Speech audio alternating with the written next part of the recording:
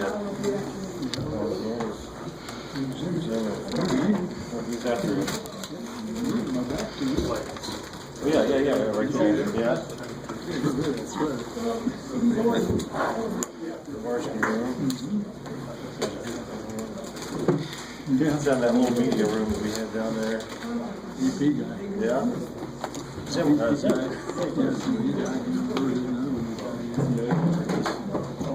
He's only 64 at that point. Yeah. I'll let you see these afterwards.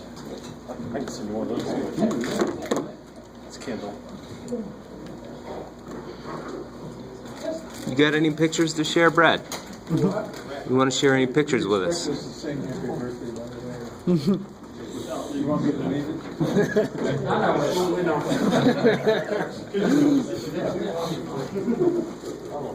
Everybody up there? No. TV row ready back there? You guys all? Don't have to hurry. All These good? pretzels are good. All right. Pretzels are good. Now, 110 calories per serving. Total fat grams, 1%. Cholesterol none, which is good for me. Bad for the sodium, 20%. I hope this is a good mic check. Yeah. Total carbohydrates, 8%. We're all good now? Ready? All right. We're ready when you are.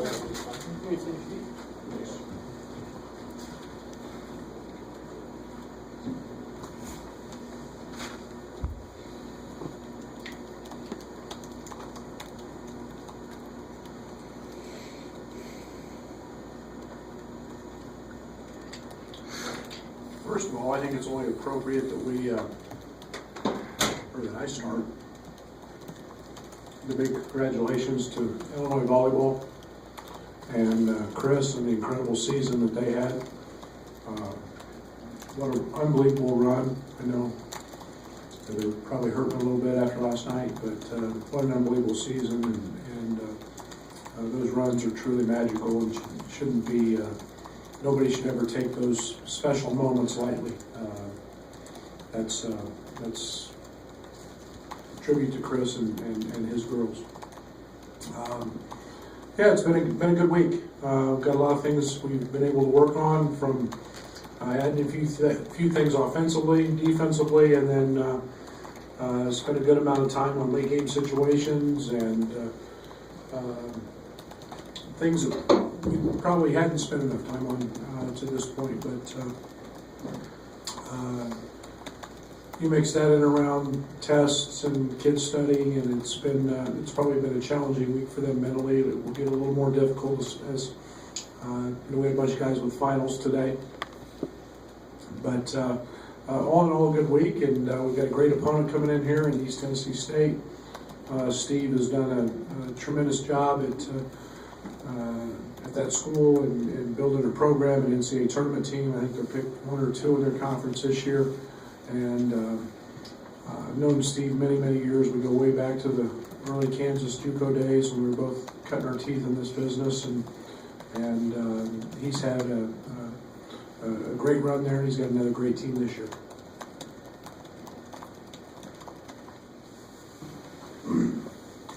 Brett, obviously they rebound really, really well. What's the focus to improve in that category for you guys after? Well, it has been a focus. We've done probably 3 or 4 different segments in practice of each day this week of emphasizing the rebounding stuff. We've got to clean that area up, and we have spent a lot of time on it. So I hope we see some things better. They've got one of the elite rebounders in America, in Rodriguez, averaging close to 13 a game, I think, and gets 4 offensive. But we've got to get more. We've got to get more rebounding from our front court guys. We need more rebounding from Kibber. We need more rebounding from Georgie. And that's got to those areas got to improve. I've been, for the most part, pretty pleased with our perimeter guys. A little inconsistent, but those guys we're going to have to be a team rebounding team, and we've emphasized that. but they have a tendency to turn the ball over a little bit, and you guys have forced quite a few turnovers. How important is that for you guys to come out and force those, and what's that do to a team? Well, we're gonna play the way we play, and the fact that the Tisdale kid is a junior college All-American. He's a very, very good player, and they get he's acclimating to their system. But I think they're a unique team. Their fours and their fives are all capable. Rodriguez is very capable of handling the ball as well. I think both their bigs are very good passers. But yeah, we've got to be able to do what we do. We've got to stay consistent with that. We built in to practices this week. We built in half times. So we've come off the practice court. We've gone into the locker room. We've watched film or scout and watched film and talked for 7, 8 minutes, 10 minutes, and then we've come back out and finished the second half of practice. So we're trying to at least help address some of our second half where we haven't played as well. We haven't played with as much intensity and get the motor revved back up. And so we've spent a little time on that. But yeah, we've got to do what we do defensively and not get concerned about being crazy trying to turn them over. That's we've got to be solid in what we do. Right. Did I see today's your birthday? It is 35. Happy birthday. Thank you very much. First follow-up on that, practicing at halftime, is that something you've done before with teams? Have you seen that be effective? I'm trying anything right now. I haven't done that. We do different things all the time. I don't know. I come up with some crazy ideas sometimes. We have a segment we call Chaos, and we pump music in here as loud as we can and put guys in different positions and try to get the energy really high and make them run offense and execute. And we've done that this week. Like I said, we've created the halftime. A lot of times we do handle timeouts. We have timeouts built into practice where we, make them listen and draw up a play and come out and execute. And today was a day we spent 35, 40 minutes just on late game situations, and we've got to learn to be more comfortable in those and carry those things over. So. Yeah, we come up with a lot of different ways to do things, and we figured why not? It's something we needed to address. And then the guy said there's been a lot of running this week. Is conditioning part of the focus here in the month of December with the space between games? Yeah, there's no doubt, and I think the one thing that happens, you get certain guys that play more minutes than others, and those guys that don't play a lot, it can slip easily. Secondly, that's the one side of it is the conditioning side. Secondly is we want them to understand how to play and have to execute and do things through fatigue and through being tired. And so we amped that up quite a bit, and along with that, we're some emphasis on the rebounding side as well. I know you don't put a lot of emphasis on who starts, who doesn't, but what has your bench been able to bring for you this season on both sides of the court when the starters maybe are not getting things going? Well, we're getting I'm getting very accustomed with Dre coming off, that I get stability. I get a stable piece that I know is very capable of scoring, and arguably he's one of our best perimeter defenders as well. He makes very few mistakes, and then the other guys we need consistency, and that starts with Devontae, and Devontae hasn't been at Devontae that we've seen in the last couple. We need him to be dialed in, and I love what he can bring defensively in his anticipation and on the glass from the perimeter spot. And then you can kind of see we've had some musical chairs with Samba, with Adonis, trying to find the right piece up front, and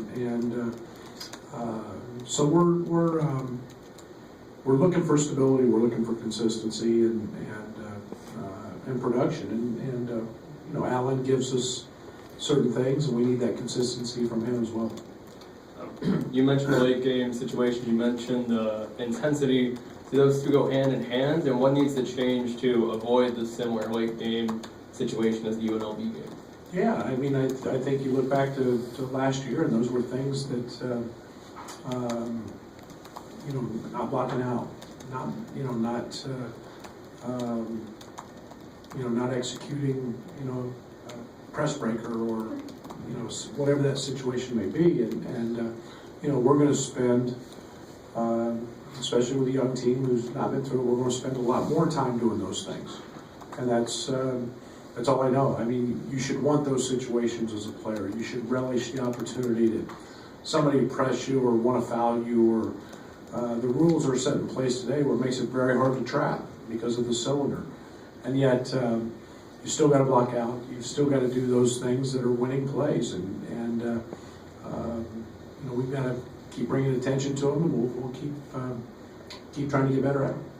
Brad, matchup last week, Samba was the better matchup you felt for their big zone load. Is Adonis a better matchup this week, or are they going to see equal time? What's the idea there? Yeah, a little bit will be based on who they have in the game. You know, their starter is probably not as athletic as their backup, and you know, they get small at times. You know, which is something that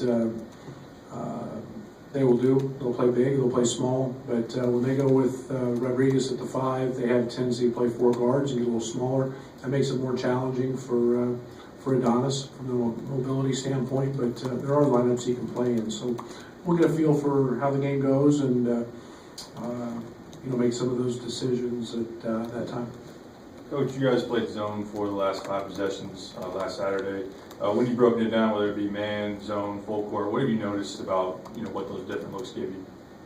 Well, one of the reasons zone late game was to try to keep the ball out of the paint and not get put ourselves in a situation where they were just going to drive it. We knew Amari was a hardy kid who was going to drive it and try to get to the rim. He actually did once, but you know, again, I think the one thing that I've always been situational with especially my zone defense. I've always played zone when I'm playing the clock more than the opponent. I still like doing that. We've you know, we've had a good amount of time this week working on zone, just trying to get better at it, and know that you know, those situations are going to arise and we're going to need it. So you know, it's finding the right mix, finding the right combination, and trying to avoid foul trouble, and trying to avoid teams going on big runs. Those are things that you know, will force my hand a little bit either way. After a slow start to the season, this last 3-game stretch for Kip has been rather productive, 14 points per game. Have you seen something different about him lately that's helped him out, maybe just getting more adjusted to the team on the court? Yeah, I think he's become a little more comfortable in his roles. I think he understands we're trying to get him shots when he's in the game. I think he's trying really, really hard on the defensive end. I think that's and maybe not worried as much about his scoring and just let it come naturally. You know, I personally, we needed to rebound more. You know, we haven't seen that rebounding tenacity that we saw at times in the past from him. But yeah, I think he's just, you know, he's starting to identify where he's going and where his opportunities are coming, and I like having him in certain situations, running a lot of sets to him. Brad, is there an updated status on Tevin Jones?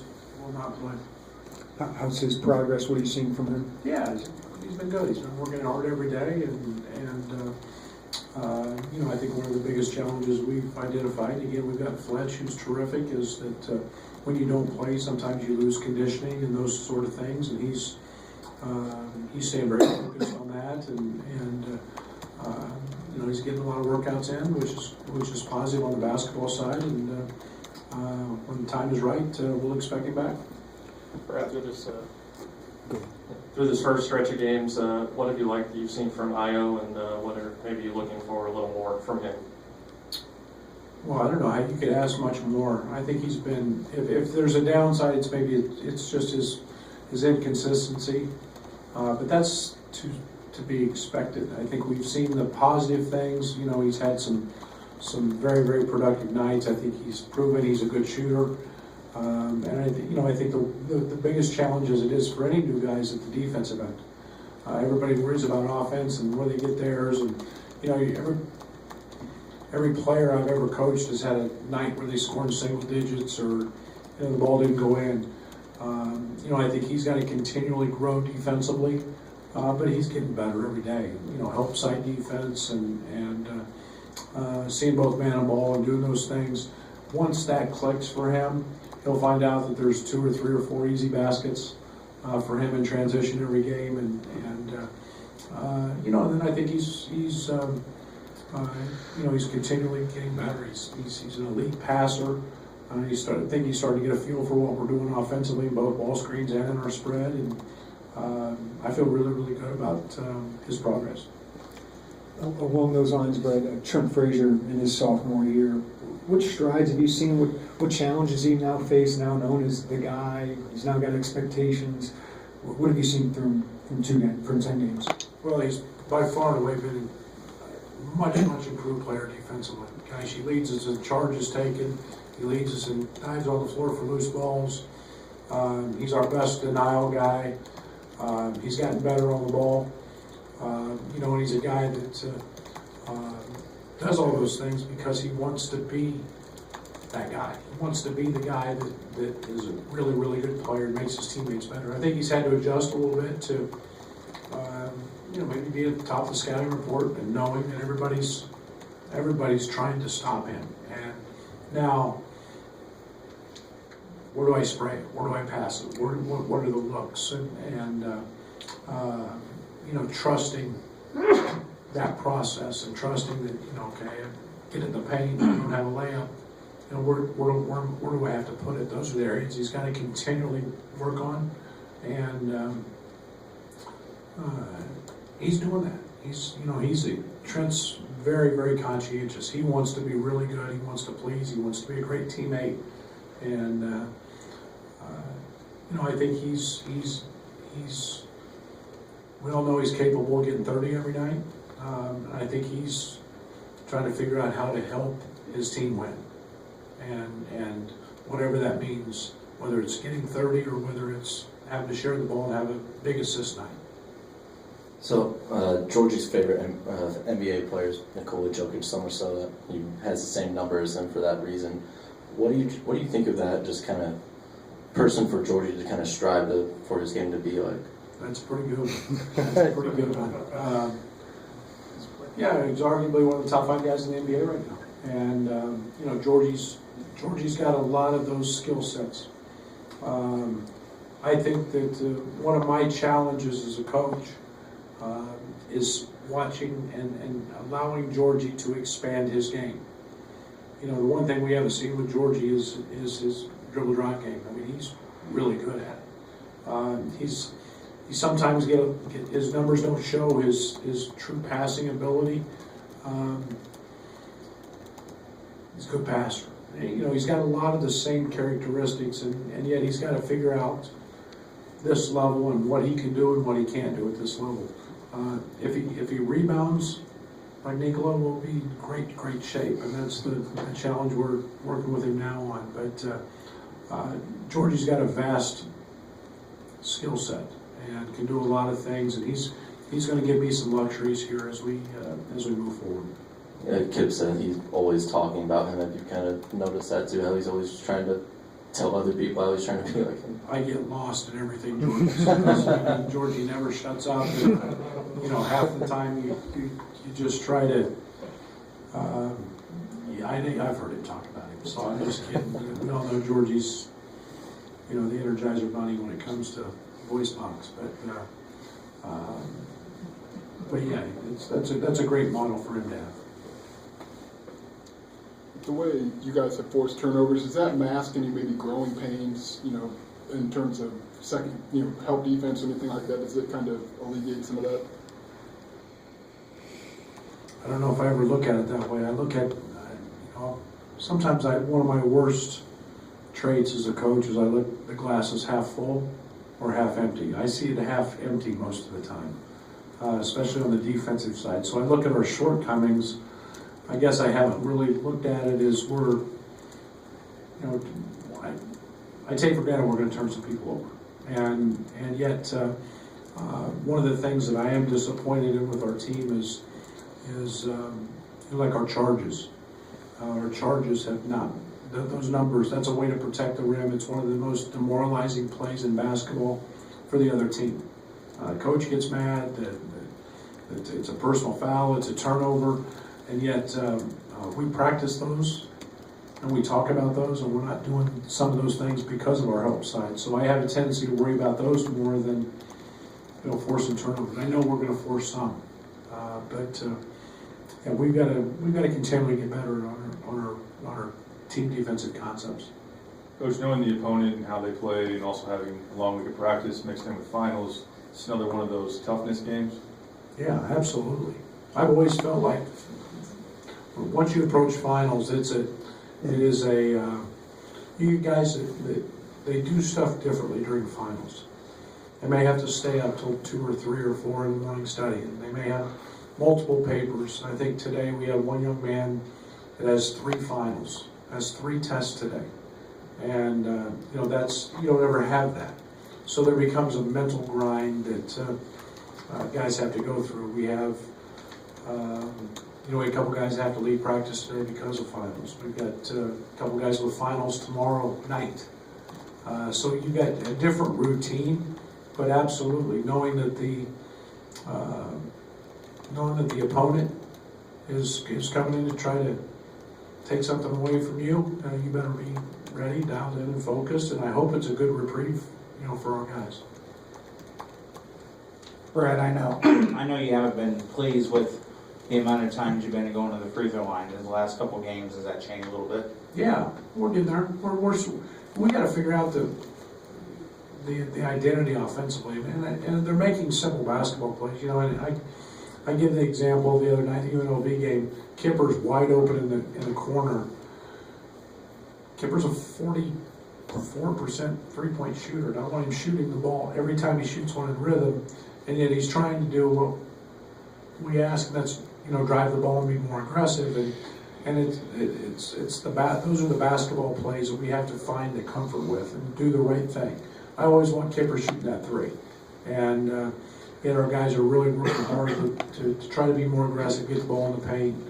I thought Andres Feliz was unbelievable in the Vegas game at doing that and made the right kicks, and those are things that we have multiple guys who can do that. Along those same lines, Brad, Trent, balancing aggression, we know he can go get a bucket with creating for others. How have you seen him do that with more options, more lead guards? Yeah, I think it's just him feeling comfortable with Trent sees the floor. He's also very good at seeing the rim. And I think the one thing he's got to figure out is, where those guys are at in the corner. We try to keep the floor spaced, and he's got to make those passes. He threw a couple bad passes the other night that kind of fumbled or slipped through his hands, and that's not Trent being comfortable doing that. But same thing with Iowa, same thing with we've got to drive the ball, knowing that we shoot the heck out of it, and we're a good shooting team, and we can make shots, and yet we're still trying to find that balance. See you tomorrow. Thanks, Brad.